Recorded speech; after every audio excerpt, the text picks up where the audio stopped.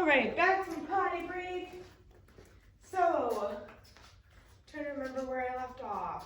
Making sure that we're not ever using the recall word for anything that might be unpleasant, and instead using some other kind of management technique.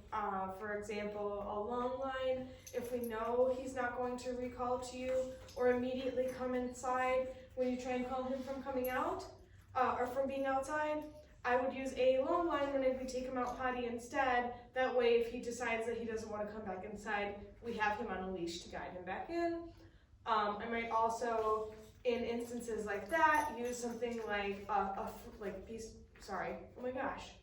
something like cat food, like in a can or something that you can quickly crack open to get his attention and to make him want to come inside if he doesn't immediately come in.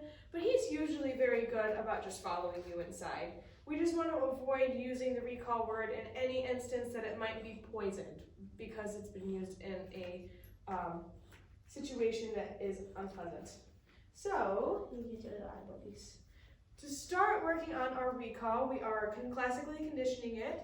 So what that means is we are preparing the word with food so that whenever he hears the word, he immediately comes to us thinking the same thoughts that he thinks when he hears the Pringles bag open. So we're simply going to say, Barley, come! Wait a second, and give him the food. We want to make sure that we're waiting that second in between so that the classical conditioning does work. If we're not waiting that full second, it doesn't really give his brain enough time to make that connection. And if we're feeding at the same time as we say the word, same thing. It's not giving his brain the time to make the connection. And if we were to even feed before the word, it just doesn't typically connect the same way than if you're to use the manner that we do. So, Barley, come! And all he has to do for this exercise is eat the food. Barley, come! So if he, for whatever reason, is to be over there and not come immediately, I'm going to toss the food to him so that he can eat it. However, Barley, come! It's unlikely that he's not immediately going to be by your side when you say the word at this point. Barley, come! So we want to practice this recall conditioning as often as we can. Something that I like to do is that whenever I have something that I know is dog friendly, like maybe I buy a bunch of sausage to make something for dinner, then maybe I'll take like one of those sausages and chop it up really small, take like 10 of those sausages, and every day practice just Barley, come! Loading that word up and keeping it nice and high value. Barley, come!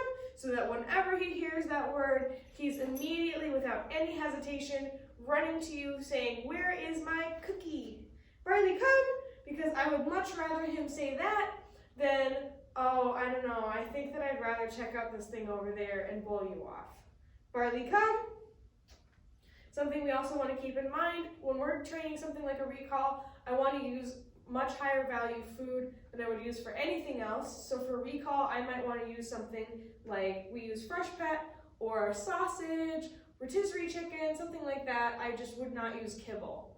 We want to make sure that it stays very high value for him to come to you.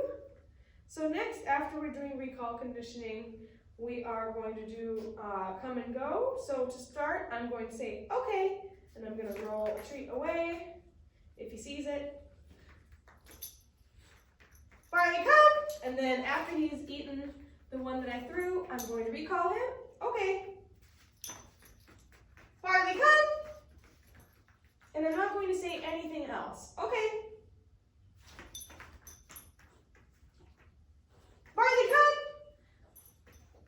If he, for whatever reason, okay, were to hesitate, Barley, come! And not want to come back, I'm just going to do whatever I need to do to make him want to come back to me. So maybe I will, okay, just for example, Barley, come! Something like that. Just make yourself really exciting and make him want to come to you. We just want to make sure that every time without fail, when he hears that word, he is coming into your space. Okay. Barley, come!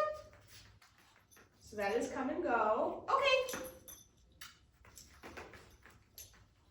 And then the last exercise is going to be puppy ping pong. which I will need another person for, and I will cover in another video tomorrow morning.